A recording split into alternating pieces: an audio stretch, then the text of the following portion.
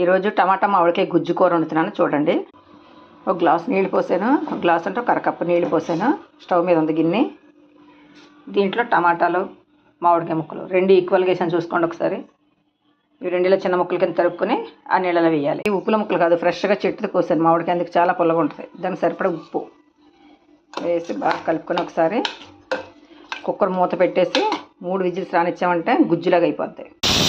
Last whistle 3. అది cooker మూత తీయగానే ఇలాగా ఉడికింది. దాన్ని గరిటతో మెదపాలి. ఇలా మెదిపితే మెత్తగా అయిపోతాయి. మెదిపాక చూపిస్తాం. ఇలా గుజ్జు కింద అయిపోయింది కదా. దీంట్లో పచ్చిమిర్చి వేద్దాం. పచ్చిమిర్చి వేసి కాసేపు ఉడకనిస్తే ఇందులో కొంచెం పసుపు, ఇందులో కొంచెం బెల్లం. తర్వాత దీనికి పోపు కోసం ఆవాలు, జీలకర్ర, ఎండుమిర్చి, కరివేపాకు పోపు వేసి ఇది గుజ్జులోనే పోపు వేసి కలిపేయాలి. Like, share.